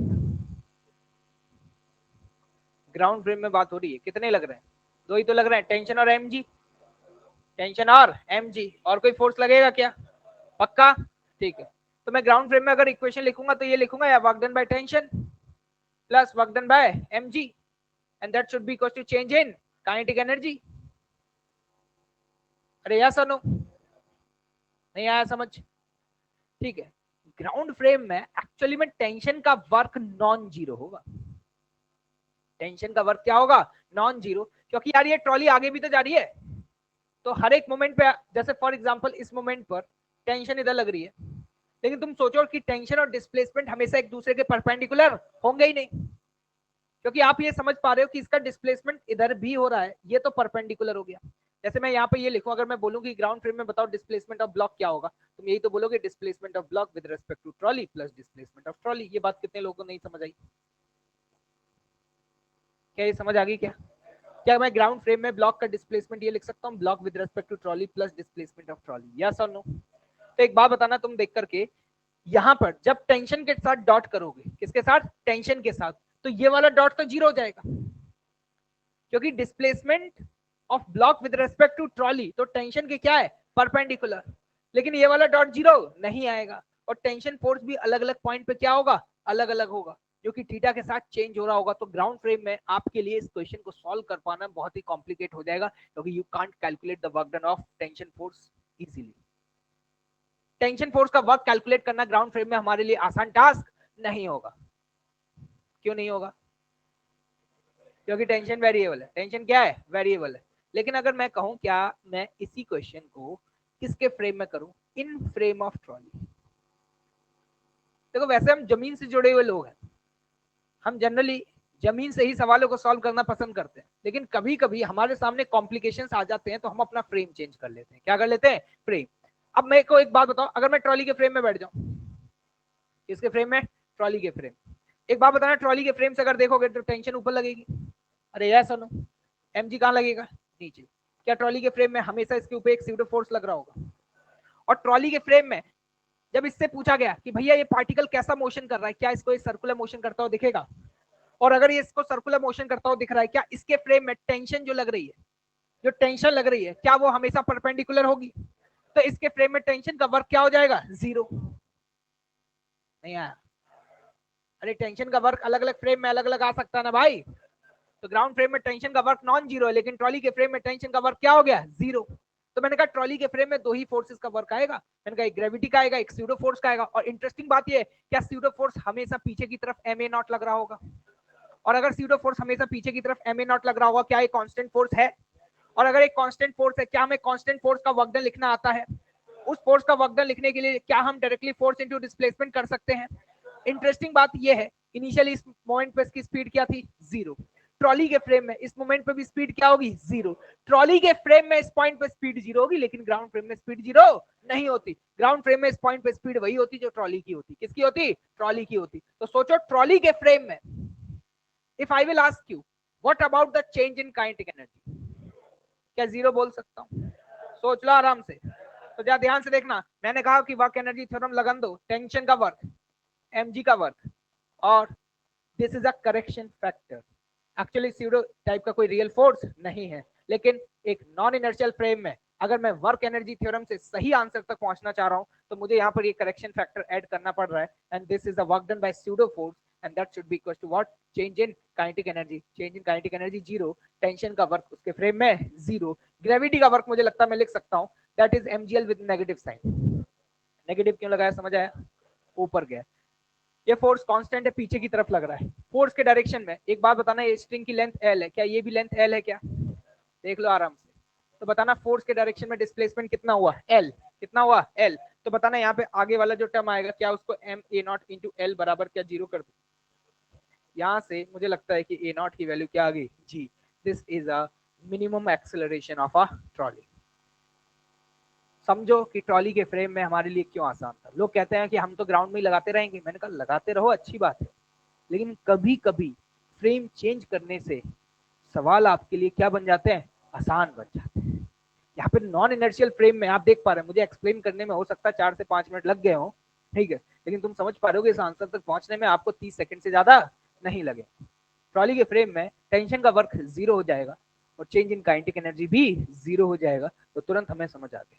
वहीं अगर आप इसको ग्राउंड फ्रेम में सॉल्व कर रहे होते तो आपके लिए कॉम्प्लिकेशन बहुत ज्यादा होते। पहली बात तो change in kinetic energy zero नहीं होता, दूसरी बात टेंशन फोर्स का वर्क लिख पाना तुम्हारे लिए संभव नहीं हो पाता, क्योंकि ग्राउंड फ्रेम में टेंशन फोर्स हर एक मोमेंट पर डिस्प्लेसमेंट के परपेंडिकुलर नहीं है।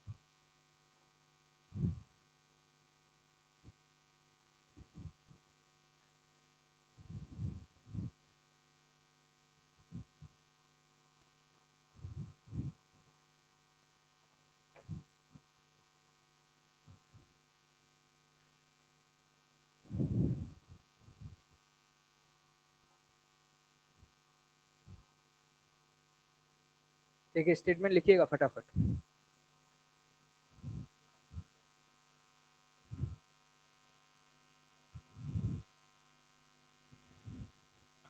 Work energy theorem is not valid in a non-inertial frame.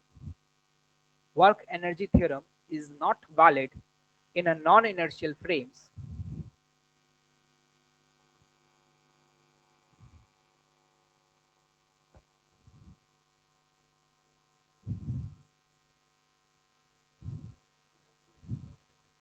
But if we want to apply it,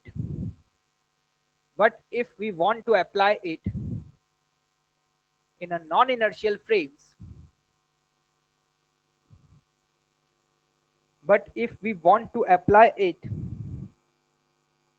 a non-inertial frames, then we have to consider the work done by pseudo force. Then we have to consider the work done by pseudo force. और bracket में लिख लेना, this is a correction factor.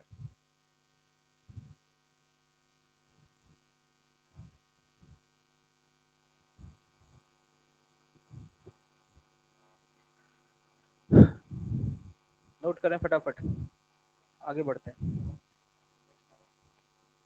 हाँ तो लगा तो सकते हो अब तुम, that is just because of, आ जाएगा आंसर, ऐसी बात नहीं. ग्राउंड फ्रेम में थीटा का फंक्शन लिखूंगा मैं, निकाल दूंगा, ठीक है, लेकिन वो थोड़ा लेंथी मेथड पड़ जाएगा, ऐसा थोड़े निकाल नहीं सकते हो. निकाल लोगे ग्राउंड फ्रेम में भी, ऐसा क्या है. टेंशन किसी भी जनरल टाइम टी पे लिखो, ठीक है, और फिर उसके बाद इंटीग्रेट करना पड़ेगा उस फंक्शन को, आंसर आ जाएगा. क्योंकि तुम्हें ये तो पता ही है, डिस्प्लेसमेंट किसी भी जनरल टाइम टी पे लिखोगे, अगर ट्रॉली का एक्सेलरेशन कांस्टेंट है तो ये वाला टर्म तो हमें वैसे ही पता है, ए नॉट टी है. Displacement of trolley in time t क्या होगा, सॉरी ए नॉट टी नहीं, half a t square, half a t square. ये तो हमें पता ही है as a function of time t. और फोर्स को भी निकाल लेंगे, फिर इंटीग्रेट करके आ जाएगा, ठीक है.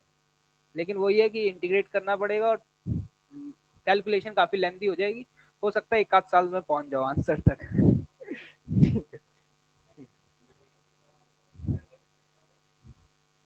उससे पहले कॉलेज पहुंच जाओगे, है ना. ठीक है. अबे ओ, समझ में आ रहा है, ज्ञान नहीं. अगला सवाल देखते हैं.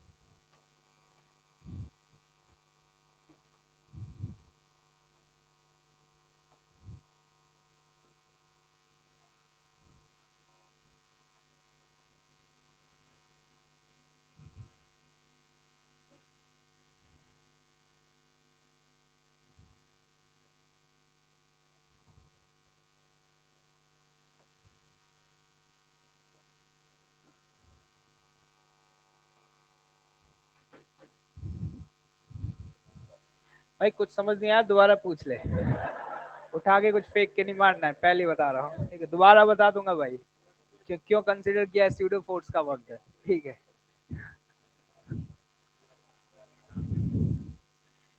यहाँ पर एक ब्लॉक है एम मास का, ठीक है. सिर्फ इसलिए क्वेश्चन करा रहा हूँ क्योंकि ये थॉट प्रोसेस डेवलप हो जाए, है ना. है तो वैसे कोई मतलब नहीं, सवाल लिखने से पहले इसका क्या आ जाएगा आंसर. मैं उम्मीद करता हूँ तुम्हारे साथ भी ऐसा ही होगा, ठीक है. नीचे वाली ये वेज क्या है, फिक्स है, ठीक. और यहाँ पर इस एम मास के ब्लॉक को यहाँ से रिलीज किया. रिलीज करने का मतलब है इस मोमेंट पे इसकी स्पीड क्या थी, 0. सरफेस स्मूथ है, ये मूव करते हुए नीचे आया. जब वो इस पॉइंट पे पहुंचा, इसको बोला पॉइंट बी, तो हमसे पूछा गया कि पॉइंट बी पे जो नॉर्मल फोर्स लग रहा होगा उसकी वैल्यू क्या होगी. This is a circular track. ये क्या है, सर्कुलर ट्रैक है, या आप बोल सकते हैं सेमी सर्कुलर ट्रैक है. तो हमसे बोला गया पॉइंट बी पे स्पीड क्या होगी. तो मुझे लगता है कि ये तो सर्कुलर मोशन का कॉन्सेप्ट है, अगर ये सर्कल में घूम रहा है तो पॉइंट बी पर मैं ये लिखूंगा यार ऊपर लगेगा नॉर्मल, तो नीचे क्या लगेगा mg। मान लो इस पॉइंट पे जो स्पीड है वो क्या है v, तो मैं कहूंगा कि पॉइंट बी पे ऊपर वाला net force towards the centre, centre की तरफ नेट फोर्स कितना है नॉर्मल माइनस mg, बराबर लिख सकता हूँ m इंटू ए सी, और ए सी की वैल्यू कितनी है v स्क्वायर बटे r। मैंने कहा कोई स्पीड ला करके दे दे मैं बता दूंगा। आज से पहले तुम्हारी किस्मत अच्छी थी, जब तुम सर्कुलर मोशन के प्रॉब्लम्स को सॉल्व करते थे, वहां पे उस गिवन पॉइंट पे स्पीड दी होती थी, वहां पे गिवन पॉइंट पे स्पीड दी होती थी, तो हम इस तरीके से न्यूटन सेकंड लॉ लगाते थे, v की वैल्यू पुट करते थे, नॉर्मल निकाल लेते थे। ऐसा क्वेश्चन आपको याद भी होगा, एक किया था, एक इस तरीके का कर्वीलिनियर ट्रैक था, उस पर एक कार कांस्टेंट स्पीड से मूव कर रही थी। लेकिन अब ऐसे सवाल आएंगे कि वहां स्पीड नहीं देगा, मतलब आपको एक और फिजिक्स का टूल यूज करना पड़ेगा, और आपको समझ आ रहा है स्पीड निकालना है, तो बेस्ट टूल क्या है वर्क एनर्जी थ्योरम। तो मैंने कहा ए से बी वर्क एनर्जी थ्योरम लगा दीजिए, आपकी बी आ जाएगा, बी का वैल्यू पुट कर दीजिए, नॉर्मल आ जाएगा। तो ये अब आपको ये आदत डेवलप करनी है कि कभी भी आप फोर्स एनालिसिस कर रहे हैं और मान लीजिए कोई अननोन फोर्स कैलकुलेट कर रहे हैं और वहां पे स्पीड निकालनी है, तो स्पीड कैसे निकालेंगे वर्क एनर्जी थ्योरम से। मुझे पता है जब वो यहां से यहां मूव कर रहा है तो ये वेज फिक्स है, सुन लेना ध्यान से, आगे जाकर के गड़बड़ करोगे तो। आज ये वेज क्या है फिक्स है, इसीलिए मैं ये कह सकता हूं कि यहाँ पे नॉर्मल के द्वारा वर्क नहीं होगा, क्योंकि जब ये मूव कर रहा होगा कि तो नॉर्मल और ब्लॉक का जो डिस्प्लेसमेंट है हर एक मोमेंट पर वो एक दूसरे के क्या होंगे परपेंडिकुलर हो। दैट इज जस्ट बिकॉज कि आज ये वेज क्या है फिक्स है, ठीक है। अगर नीचे वाली सरफेस स्मूथ होती और ये वेज फिक्स नहीं होता, तो तुम्हें समझ आ रहा है कि उस समय कहानी बदल जाती, जब ये ब्लॉक नीचे आता तो ये वेज पीछे जाता। अरे जाता कि नहीं जाता, क्यों जाता पीछे, क्योंकि नॉर्मल लगता है, नॉर्मल का हॉरिजॉन्टल कंपोनेंट इसको क्या करता है एक्सेलरेट करता है। इस प्रोफाइल से भी डील करेंगे, लेकिन अभी पॉज, इस प्रोफाइल से डील करेंगे सेंटर ऑफ मास में। किसमें करेंगे सेंटर ऑफ मास में, क्योंकि वहां पे फिजिक्स का फिर एक और टूल यूज करेंगे, दैट इज मोमेंटम कंजर्वेशन, ठीक है। तब तक के लिए उसको पॉज रखते हैं, इसको फिक्स ही रखते हैं। तो अभी नीचे वाला वेज नहीं चल रहा, वो फिक्स है। तो एक बार बताओ ए से बी में can I use a work energy theorem, can I say that work done by normal force will be zero. जल्दी से बताना ग्रेविटी का वर्क कितना लिखेंगे, बराबर चेंज इन काइनेटिक एनर्जी। तो यहाँ पे चेंज इन काइनेटिक एनर्जी लिखनी है, तो final half m v square minus zero. मेरे हिसाब से वी की वैल्यू आ गई, कितनी आ गई √2g r। क्या वी की वैल्यू यहाँ पुट कर दूं, वी की वैल्यू पुट कर दी, नॉर्मल पॉइंट वी पे मेरे हिसाब से 3 mg आ रहा होगा, चेक कर लेना भाई।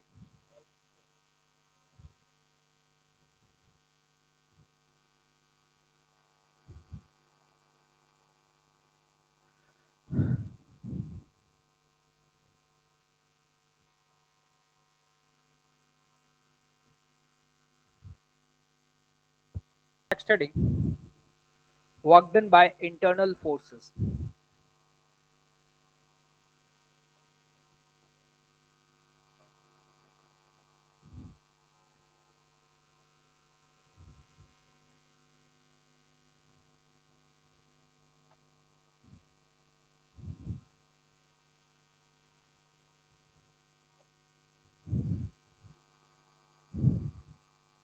इंटरनल फोर्सेस वर्क कर सकते हैं, मैंने कहा कर तो सकते हैं, ठीक है।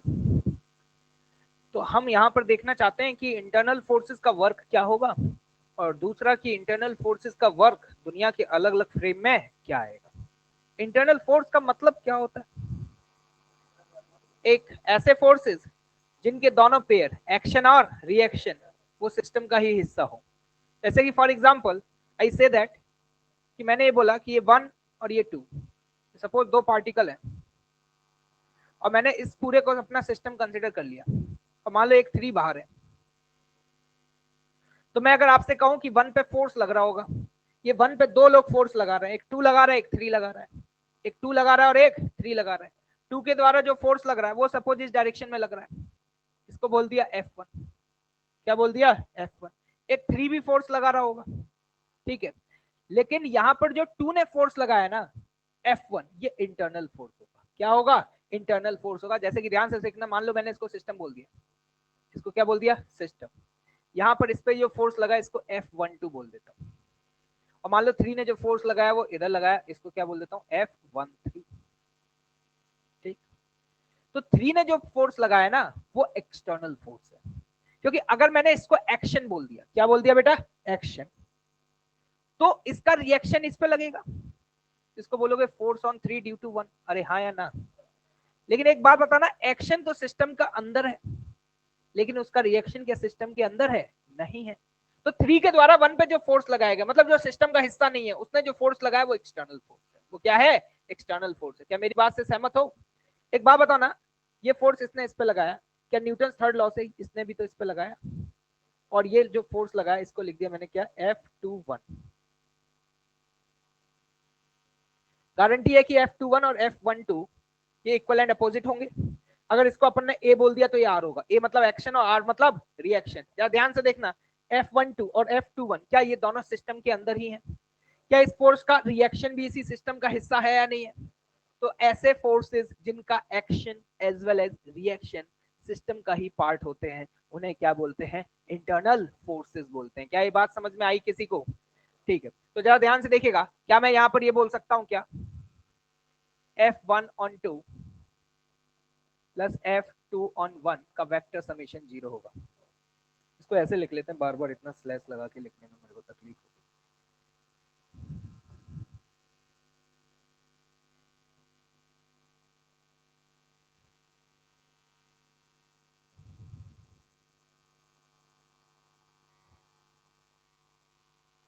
F12 प्लस F21 का ये वेक्टर समेशन क्या होगा, 0। ठीक, अब मैं आपसे कहूं कि मान लो ये पॉइंट 1 जो है ना, वो सपोज इस डायरेक्शन में डिस्प्लेस हो गया ds1 for a very small displacement, I am interested to calculate the work done by that force. कितना डिस्प्लेस हो गया, ds1। ठीक, और मैं अगर आपसे पूछूं कि for a very small displacement इस एक्शन का वर्क बता दो, इस एक्शन का वर्क बता दो, तो तुम ये बोलोगे force on 1 due to 2, force on 1 due to 2 dot displacement of point 1। अरे यस और नो? ये मैं बोल सकता हूं ये क्या है, ये है वर्क डन किसका, एक्शन का। अरे है या नहीं है यार? दुनिया के अलग अलग फ्रेम में, दुनिया के अलग अलग फ्रेम में, अलग अलग फ्रेम का मतलब समझ आ रहा है? मान लो मैं ट्रॉली पे बैठ के देख रहा हूँ, उड़ते हुए गुब्बारे में बैठ के देख रहा हूँ, चलती हुई ट्रेन पे देख रहा हूँ, प्लेन के ऊपर चढ़ के देख रहा हूँ, मतलब अलग अलग फ्रेम में अगर मैं इस वर्क डन को कैलकुलेट करूं, तो ध्यान से देखना, ये वाला जो पहला टर्म तुम्हारे सामने लिखा हुआ है ये तो हमेशा सेम रहेगा, क्योंकि force is frame independent, force is frame independent. इसकी चर्चा बहुत डिटेल में हो चुकी है। ये ब्लॉक यहाँ जमीन पर रखा हुआ है, जमीन इस पर क्या फोर्स लगाएगा ये इस बात पर डिपेंड नहीं करेगा कि इसको कौन देख रहा है, इसको कौन देख रहा है। कैन आई से दैट कि पहला वाला टर्म जो है वो फ्रेम से इंडिपेंडेंट है, लेकिन दूसरा वाला टर्म है डिस्प्लेसमेंट। क्या है, डिस्प्लेसमेंट। ये फ्रेम से इंडिपेंडेंट है या फ्रेम डिपेंडेंट है? क्या दुनिया के अलग अलग फ्रेम में डिस्प्लेसमेंट सेम आएगा, अलग अलग आएगा? अलग अलग आएगा। अब ये तुम्हें रुका हुआ दिख रहा है, मैं ट्रॉली पे बैठ करके चलने लग जाऊंगा, क्या ये मुझे चलता हुआ दिखेगा या नहीं दिखेगा? मतलब मैं ये बोल सकता हूँ work done by action, work done by action दुनिया के अलग अलग फ्रेम में सेम आएगा, अलग अलग आएगा? अलग अलग आएगा। यस और नो? इसको लिखा DW1, ये है वर्क डन ऑन 1। मैंने कहा चलो एक काम और कर लेते हैं, 2 का भी निकाल लेते हैं। आपने कहा सर ये क्या लिखा है, मैंने कहा ये है वर्क डन बाय रिएक्शन। मान लो जो पॉइंट 2 है वो इस डायरेक्शन में कहीं डिस्प्लेस हो गया, सपोज ds2, देखते जाना बस, ठीक है? कितना डिस्प्लेस हो गया, ds2। If I will ask you कि वर्क डन बाय रिएक्शन कितना होगा, तुम कहोगे सर मैं बहुत आसानी से लिख सकता हूं, that is what F21 dot ds2। सही लिख रहा हूं क्या? अगर मैं आपसे पूछूं ये work done by reaction frame पे डिपेंड करेगा या नहीं करेगा? करेगा। वही सेम कहानी जो एक्शन की कहानी है, वही किसकी कहानी है, रिएक्शन। एक को अगर एक्शन बोला तो दूसरे को क्या बोल देंगे, रिएक्शन। मेरा मेन ऑब्जेक्टिव है work done by internal force calculate करना। इंटरनल फोर्स का मतलब हुआ कि work done by action plus work done by reaction. मतलब मेरा ऑब्जेक्टिव ये है इंटरनल फोर्स से DW1 प्लस DW2। ठीक, तो मैं कहूंगा दोनों को ऐड कर दो, दोनों को क्या कर दो, ऐड कर दो। लेकिन एक बात बताना, F21 को क्या माइनस के F12 लिख सकते हो? जब तुम ऐड करोगे तो देखना ध्यान से, मैंने ऐसे लिखा F12 डॉट ds1 वेक्टर, और इसको माइनस लिख दिया तो माइनस के F12 डॉट ds2 वेक्टर। कितने लोग हैं जिनको ये बात समझ नहीं आई है? क्या बात है, किसी को नहीं आई क्या? सबको आ गई क्या? अबे दोनों को ऐड ही तो किया, बस उसकी वैल्यू माइनस करके लिख दिया। ठीक है, मैंने कहा इसको बोला जाता है टोटल वर्क डन। इसी को क्या बोला जाता है बेटा, total work done by internal force. Language समझिएगा,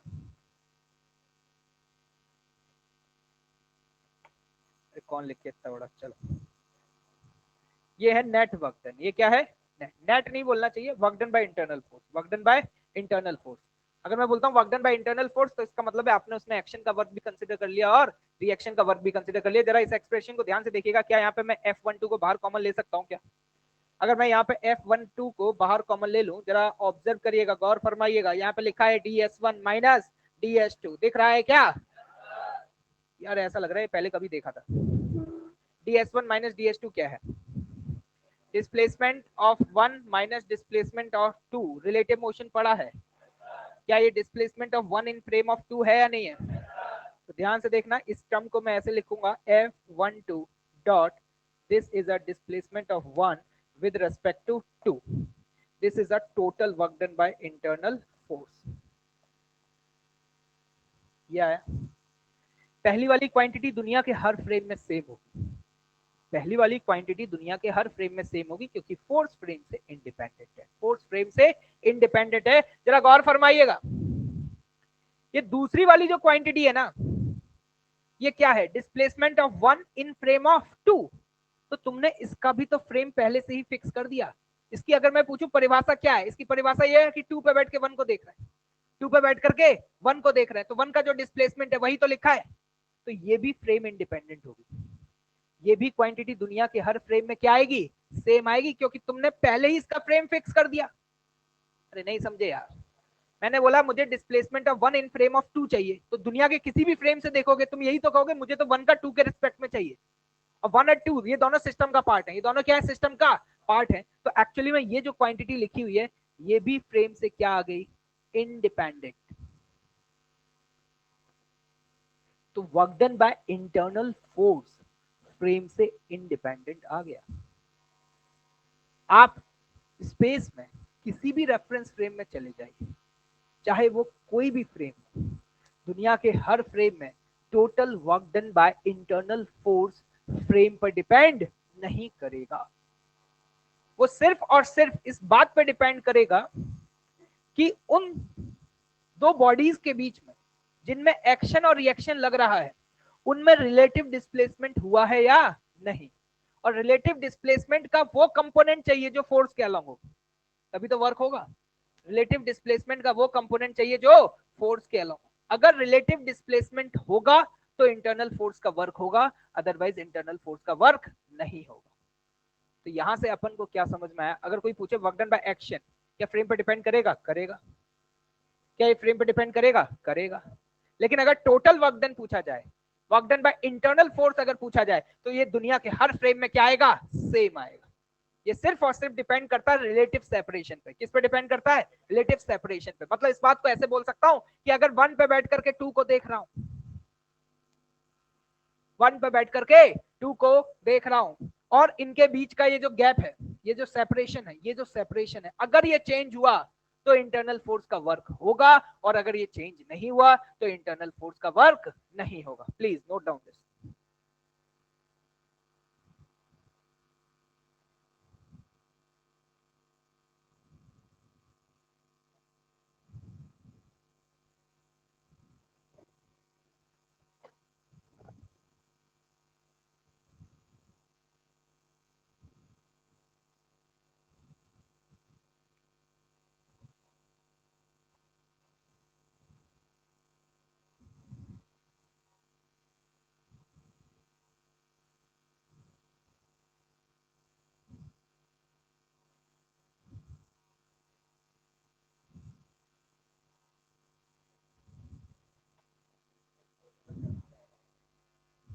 अगला भी आएगा बेटा, 2-3 दिन, 4 दिन में तो बाइंड अप कर देंगे।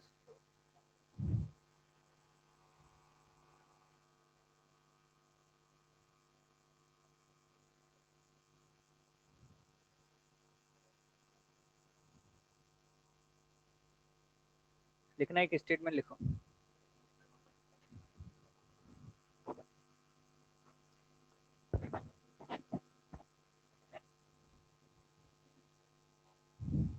तो work done by internal force, the work done by internal force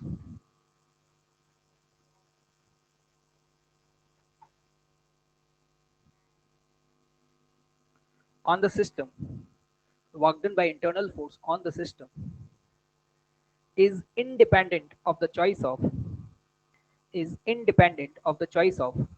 reference frame,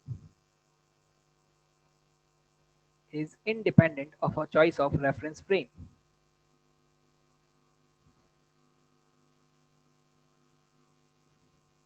Next point.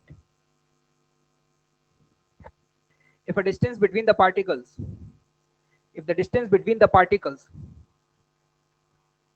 in a system, if a distance between the particle in a system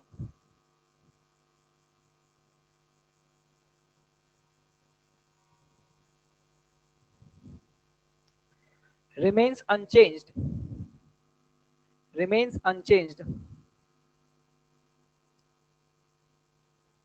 along the direction of internal force,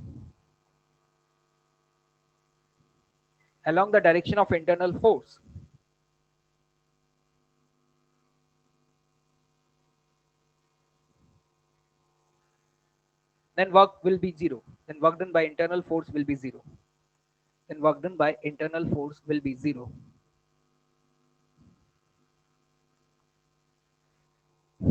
भाई सब कुछ समझ आया आपको? क्या समझ आया?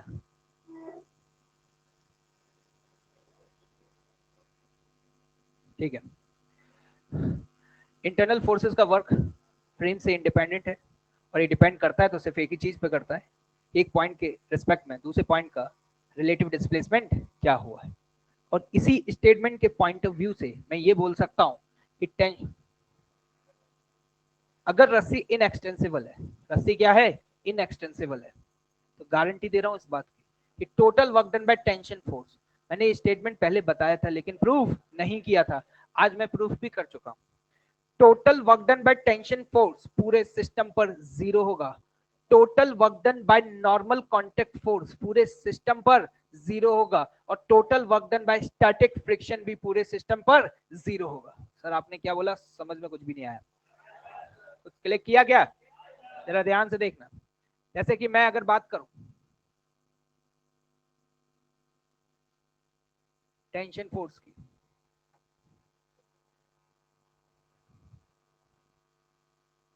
मैंने रस्सी कंसीडर करी, रस्सी का इधर वाला हिस्सा इधर वाले हिस्से पे फोर्स लगा रहा है और मैंने यहाँ पे दो पॉइंट कंसीडर कर लिए, पॉइंट नंबर 1 और ये क्या ले लिया, पॉइंट नंबर 2.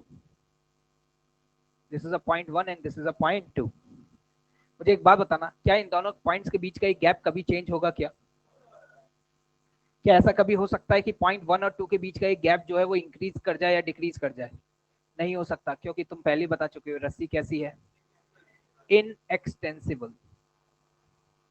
इनएक्सटेंसिबल का मतलब ये हुआ, इनएक्सटेंसिबल का मतलब ये हुआ कि उसकी लेंथ चेंज नहीं हो रही है. अरे यस और नो? तो कैन आई से दैट आपको ये पता टेंशन फोर्स तो अलोंग द स्ट्रिंग ही लगेगा, टेंशन फोर्स तो अलोंग द स्ट्रिंग ही लगेगा. तो मैं अगर तुमसे कहूं कि इधर वाले हिस्से को अगर कंसीडर करूं तो इस पे टेंशन इधर लग रही होगी और इधर वाले हिस्से को अगर कंसीडर करूं तो इस पे टेंशन इधर लग रही होगी, इस पे भी टेंशन वर्क करेगा, इस पे भी टेंशन वर्क करेगा, लेकिन पूरे सिस्टम पे अगर टोटल वर्क डन की बात करूं, किसकी बात करूं? Total work. तो तुम्हें पता है टोटल वर्क डन डिपेंड करता है रिलेटिव डिस्प्लेसमेंट पे. किस पे डिपेंड करता है? रिलेटिव. 1 पे बैठ के 2 को देखा, 1 पे बैठ के 2 को देखा, इस रस्सी पर कितना भी फोर्स लग रहा हो, किसी भी डायरेक्शन में लग रहा हो, जब 1 पे बैठ के 2 को देखोगे तो इन दो पॉइंट्स के बीच की दूरी कभी बदलती हुई दिखेगी क्या? और जब बदलती हुई नहीं दिख रही, क्या displacement of 1 with respect to 2 zero बोल दूं क्या? और अगर ये बोल रहा हूं तो मैं डायरेक्टली बोल सकता हूं वर्क डन बाय टेंशन पूरे सिस्टम पर क्या आएगा? जीरो आएगा. यही तुमने कंस्ट्रेंट मोशन में पढ़ा था, याद करो, summation T dot we zero किया था. ये मेन रीजन ये है उसका, क्योंकि रिलेटिव सेपरेशन होगा तभी चेंज होगा. नेक्स्ट देखना जल्दी से फटाफट, नॉर्मल कांटेक्ट फोर्स.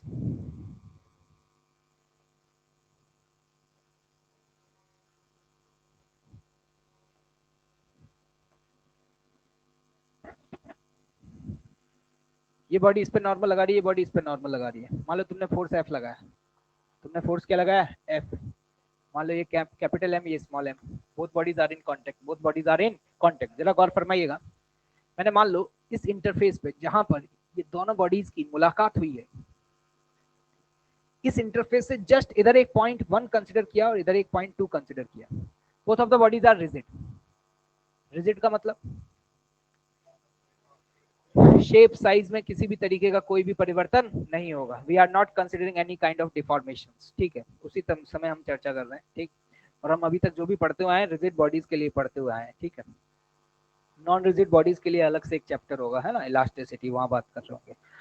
तो एक बात बताना, मैंने इस पे फोर्स F लगाया, मैं अगर तुमसे M1 की बात करूं, किसकी बात करूं, M की, कैपिटल M की, इस पे नॉर्मल इधर लगेगा।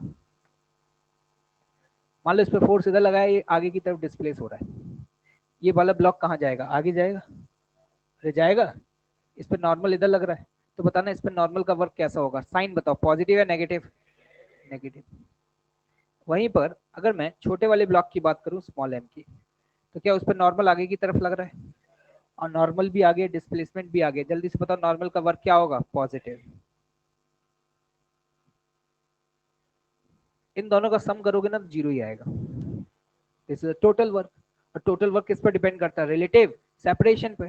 एक बात बताओ, 1 पे बैठ के 2 को देखा, 1 पे बैठ के 2 को देखा, कभी भी देख लेना, कभी भी देख लेना, क्या 1 और 2 के बीच की ये जो दूरियां हैं ये कम या ज्यादा होंगी, क्या नहीं होंगी, क्योंकि you are talking about a rigid body, you are talking about a rigid body. Can I say that the displacement of 1 in frame of 2, 1 पे बैठ के 2 को देखने पर क्या ये डिस्प्लेसमेंट हमेशा जीरो आएगा, अगर हमेशा जीरो आया तो गारंटी है कि पूरे सिस्टम पे total work done by normal force हमेशा क्या आएगा, जीरो आएगा। इंटरेस्टिंग बात ये है, दुनिया के अलग अलग फ्रेम में ये वर्क अलग अलग हो सकता है, दुनिया के अलग अलग फ्रेम में ये वर्क अलग अलग हो सकता है, दुनिया के अलग अलग फ्रेम में ये वर्क अलग अलग हो सकता है।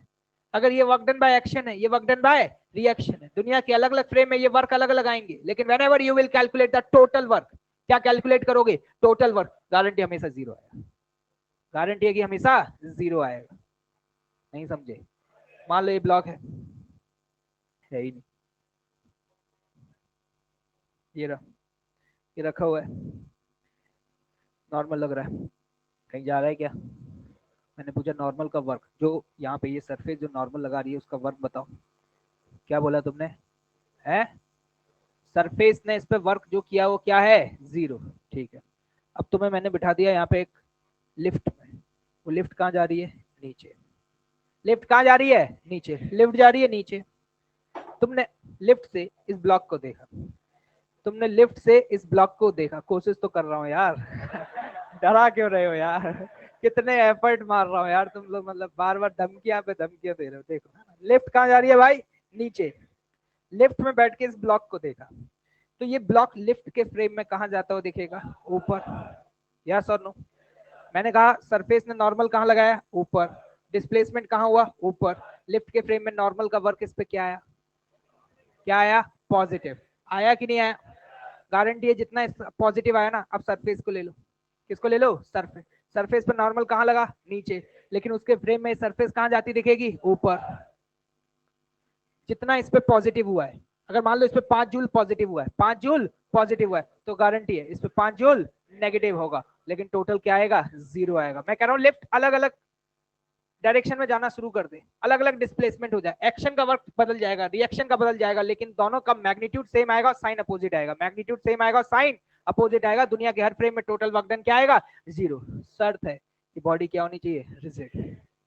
अगर मान लो बॉडीज ऐसी इलास्टिक बॉडीज हैं, रबड़ की बनी हुई है, कि फोर्स ही लगाए तो पता चलेगी फोर्स लगाते 1 और 2 दोनों ही एक दूसरे के करीब आ गए, फिर तो बात अलग है ना, है ना, फिर तो ऑब्वियस सी बात है नॉर्मल वर्क कर देगा, उस केस में तो नॉर्मल वर्क कर देगा। तो ये हो गई दूसरी कहानी जिसमें हम कह सकते हैं कि टोटल वर्क डन नॉर्मल का जीरो होगा। ऐसी कहानी एक और है, that is about a static friction. Static friction लगता ही तब है, स्टैटिक फ्रिक्शन डिसाइड ही यहीं से हुआ था जब यहाँ पे रिलेटिव स्लिपिंग नहीं होती। अगर तुमसे कोई पूछ ले भैया स्टैटिक फ्रिक्शन कब लग रहा होता है, जब वहां पे रिलेटिव स्लिपिंग नहीं हो रही होती, लेकिन स्लिपिंग की टेंडेंसी होती है, लेकिन स्लिपिंग की टेंडेंसी होती है। मेरा कहने का मतलब क्या है, देखिएगा ये दो ब्लॉक हैं, दोनों साथ साथ चल रहे हैं। मान लो यहाँ पे एक 0.1 लिया, यहाँ एक 0.2 लिया, ठीक है। मान लो इस वाले पे फ्रिक्शन पीछे लगा, तो न्यूटन थर्ड लॉ से इस पे फ्रिक्शन कहाँ लगेगा, आगे। लेकिन ऑफ कोर्स साथ चलेंगे, कैसे चल रहा है, साथ साथ चल रहा है, हमने कोई फोर्स लगाया एक्सटर्नल फोर्स, ये साथ साथ चल रहा है। एक बात बताना, 1 और 2 इन दोनों के बीच में ये गैप जो है, ये 1 से 2 को देखोगे क्या हमेशा उसे अपने नीचे ही नजर आएगा, या 2 1 को देखेगा क्या वो हमेशा ऊपर ही नजर आएगा? अगर ऊपर नहीं नजर आया, आगे पीछे नजर आया, तो स्टैटिक नहीं लगा, तो स्टैटिक काइनेटिक लगेगा। क्या लगेगा? काइनेटिक। यहां पर अपन कह सकते हैं कि displacement of 1 in frame of 2 क्या आएगा? 0। और अगर ये 0 तो स्टैटिक फ्रिक्शन का वर्क भी क्या आ गया? 0। आपको याद होगा जब मैंने वर्क पावर एनर्जी स्टार्ट किया था, लेक्चर नंबर 2 याद करो, उस दिन मैंने आपको ऐसे 3 सवाल कराए थे, ठीक है। मैंने वहां बोला था कि अभी याद रखो मैं न्यूमेरिकली बता रहा हूँ ये वैल्यू, लेकिन आगे जाकर के इसको मैथमेटिकली भी क्या कर देंगे? प्रूफ कर देंगे। तो वो अब तुम्हें समझ आ गया होगा कि 3 ऐसे खास फोर्सेस हैं, टेंशन, नॉर्मल और स्टैटिक फ्रिक्शन, जिसका टोटल वर्क पूरे सिस्टम पर क्या होता है? 0 होता है। आगे की चर्चा काइनेटिक फ्रिक्शन और अदर नेक्स्ट क्लास में करेंगे, ठीक है भाई। होमवर्क लिखिएगा।